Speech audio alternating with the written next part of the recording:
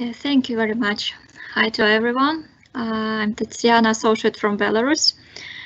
So next slide, please. And before I start, I would like to make a general comment that to date, Belarusian president has not declared any significant emergency rules for the employers in light of coronavirus.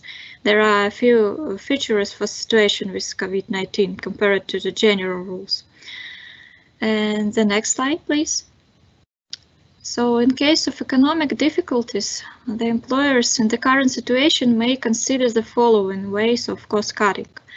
Regarding the leaves, it may be a regular annual leave, even outside the vacation schedule, but only with the consent of the parties.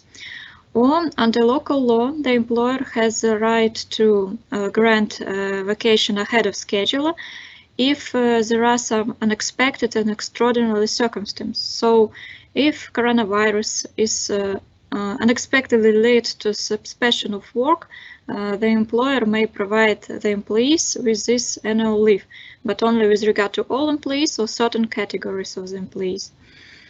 Unpaid leave is subject to the right and employee's consent under the local law, and party leave party paid leave as well, only subject to the consent of the employee, and the amount of safe salary is agreed by the parties. So idle time is also available in the current situation because of stoppage of work for all or certain employees. During the idle time, the employer should pay the employees with a salary not less than 3/3 of base salary of the employees. Or if there is available another work position in the company, the employer may temporarily transfer the employee to such another available position. Idle time may not be longer than 6 months during the calendar year. And another option is, of course, change the working hours and reduction of the salary. So it is possible upon the agreement of the parties or upon solely initiative of the employer through procedure of material amendments. It requires prior notice about upcoming amendments with detailed reasoning and justification of such amendments. 1 month prior notice in case of reducing salary, and 1 calendar day in other cases, also regarding the reducing of working hours, if such changes are related to the production needs due to coronavirus. Such possibility is provided by the recent edict of the President, which started its effect from 26 April, so with regard to such shorter term. And the employer may terminate the employment if the employee refuses to accept such amendments. In this case, such employee should be paid with severance payment in the amount of 2 weeks average salary or 1 month's average salary in case of establishing part-time working regime, which is less than half of the normal regime. It means less than 20 hours per week. The next slide, please. Redundancy is a very serious measure, but it may be considered by several affected companies. Of course, it should be justified by production, organizational, economic reason. So, for example, in case coronavirus lead to a significant decrease in volume of operations. It requires 2 months prior notice to the employee. This prior notice may be compensated with a proportional amount of money, for example, 2 months average salary for 2 months of prior notice. And during all period of prior notice, the employer should offer to the employees another vacant positions under which the employer may continue work, if there are such positions. It also requires prior notice to labor placement service, 2 months or 3 months in case of mass dismissals. It means more than 25 employees. And once dismissed, the employees should be provided with severance payment, 3 average monthly salaries.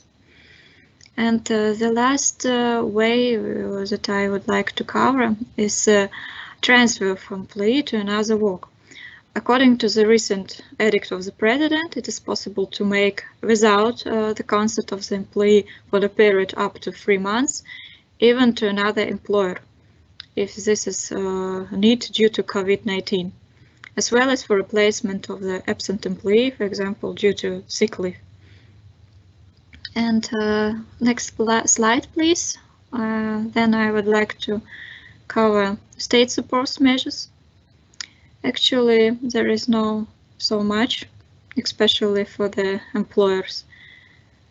So it is in the next slide. On 24 April, as I already mentioned, the President signed an edict on supporting the economy, which provides a set of support measures. For example, tax holidays, rental holidays. And with regard to employment relations, there are only actually additional rights to the employers in terms of changing working conditions due to the impact of COVID-19 on its business. As for the employees, we may mention such measures as monthly allowance above regular salary for medical employees, for budgetary organizations, and also support with regard to international business trips, but actually it is at expense of the company, but it may be regarded as additional state guarantee for the employees. It means that if it is impossible to the employee to return to Belarus, the business trip should be extended and all respective expenses shall be reimbursed to the employee, and he or she should be paid with salary not less than 3/3 of his base salary during the period of business trip, and also once he or she returned during the self-isolation period. The next slide, please.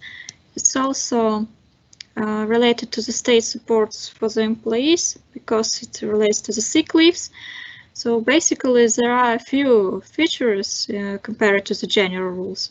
So sick compensation is paid from resources of the Social Security Fund through the employers, and it covers the following cases: when the employers or their children or other members are sick, and also during the self-isolation period at home, which is obligatory for the person having contracted the COVID-19 infection, who has close contact with infected person, it is the first level contact, and for the person of second level contact, it is potential contact. As well as for the employees who are caring for a child under the age of 10, if this child is regarded as first level or second level contact person. And the fact of contact and its level should be established by the respective sanitary authority. And it should be noted that self-isolation period is also obligatory for those who returned from the countries where cases of COVID-19 was registered, but it is not covered by sick leaves. And the next slide regarding remote work. So in Belarus it is also not obligatory, but strongly recommended, and many companies decided to move on with this remote work from home. Our labor code directly provides possibility to regulate remote work by making respective amendments to the employment agreement. But there is no concept of temporary remote work, so it is necessary to change employment agreement and then to change it back when the situation is normal.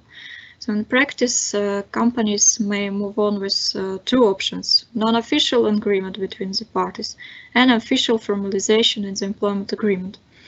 The first option, of course, is more fast and does not require additional paperwork with signatures from the employees.